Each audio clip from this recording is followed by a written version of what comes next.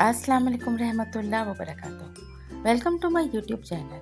आज मैं अपने चैनल पर आप लोगों के साथ बहुत ही मज़ेदार से अचार गोश्त की रेसिपी शेयर करने आई हूँ। आप लोग भी ये रेसिपी ज़रूर ट्राई कीजिएगा। बहुत ही मज़ेदार, बहुत ही टेस्टी ये गोश्त बनके तैयार होता है। आप इसे चाहें मटन में बनाएं, बीफ में बनाएं या इसको चिकन में बनाएं, बहुत ही मज़े का बनके तैयार हो जाता है।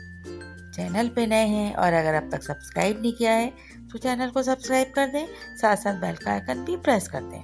Recipe start. सबसे पहले हमने यहाँ पर मटन लिया है जो हाफ केजी है और इसे हमने धोकर साफ कर और अब हम इसमें 1 टेबल स्पून लहसुन का पेस्ट और इसमें इतना पानी ऐड करने के बाद इसे बॉईल होने के लिए रख देंगे।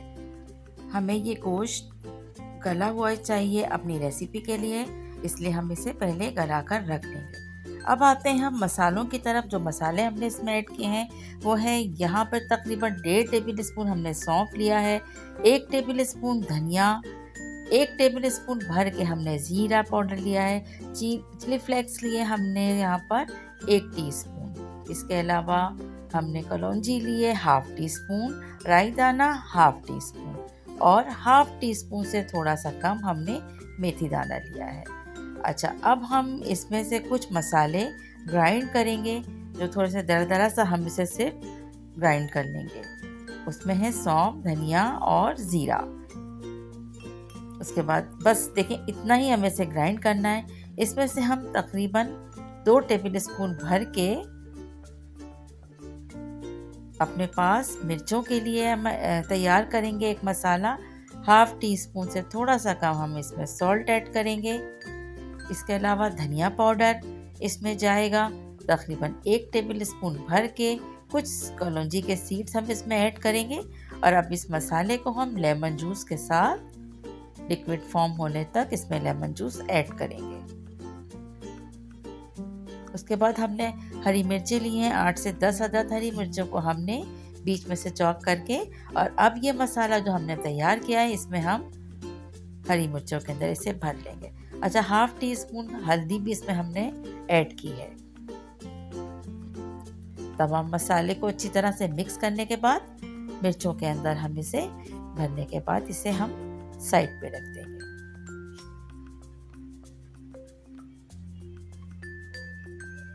तकरीबन इसमें 1 से 1.5 अदद लेमन जूस जो है गया है।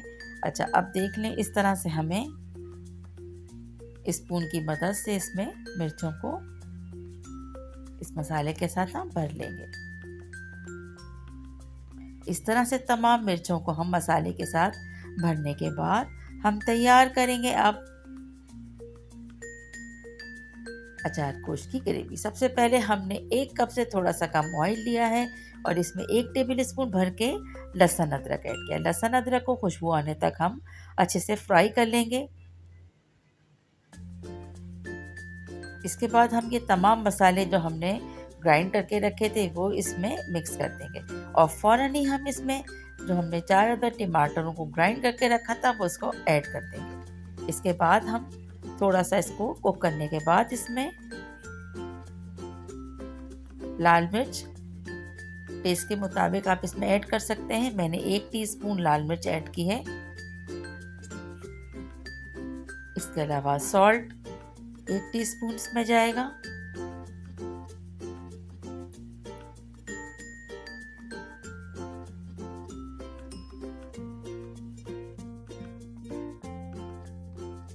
जो हीट है हमने इस वक्त मीडियम लो रखी हुई है। हमें बहुत तेज़ हीट पर इसको कुक नहीं करना है। मसाले को हमने इतना कुक करना है कि इसमें ऑयल ऊपर आ जाए। जैसे ऑयल ऊपर आएगा हम इसमें बॉईल हुआ हुआ गोश्त ऐड कर देंगे। मटन और बीफ को तो हम पहले से बॉईल करके इसमें ऐड करेंगे, लेकिन चिकन को हम डायरेक्टली इसमें ऐड करके और इसे मीडियम हाई फ्लेम पे कुक करेंगे।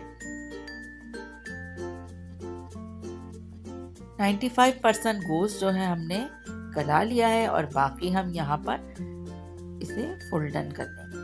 अच्छा, अब थोड़ा सा पानी ऐड करने के बाद ताकि बहुत अच्छी तरह से मसाले गोश्त के साथ कंडेंस हो जाएं तो हम इसमें पानी ऐड करके और अब ढक्कन ढक के हम बहुत ही धीमी आंच पे इसको रख के छोड़ देंगे। तकरीबन 10 से 15 मिनट तक हमने इसे पकाया है। इसके बाद अब देखिए ये अच्छी तरह से कुक हो गया है और ये तकरीबन तमाम ऑयल जो है ऊपर आ गया है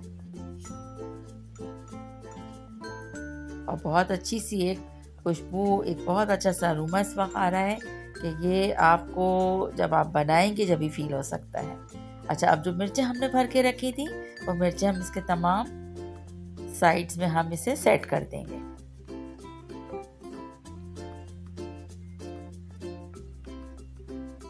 इसके बाद हमने हाफ कप दही को बहुत अच्छी तरीके से फेंट कर और अब हम इसमें सेंटर में दही को, जो हमारे पास अचार का मसाला जो हमने मिर्चों में भरा था, वो जो हमारे पास बचा था वो हमने इस दही में ऐड कर दिया था।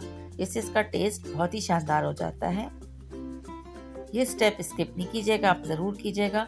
मिर्चों में बचा हुआ मसाला दही के साथ अच्छी तरह से फेंटने के बाद अब हम इस ग्रेवी में ऐड कर देंगे। एक बार फिर हम बहुत स्लो हीट पर इसे दम पे रख देंगे।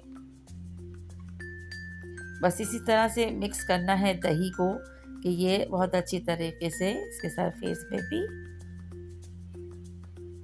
दाखिल हो जाए। अच्छा, अब देखिए थोड़ी देर के लिए हम आँच को धीमी करके और इसको छोड़ देंगे।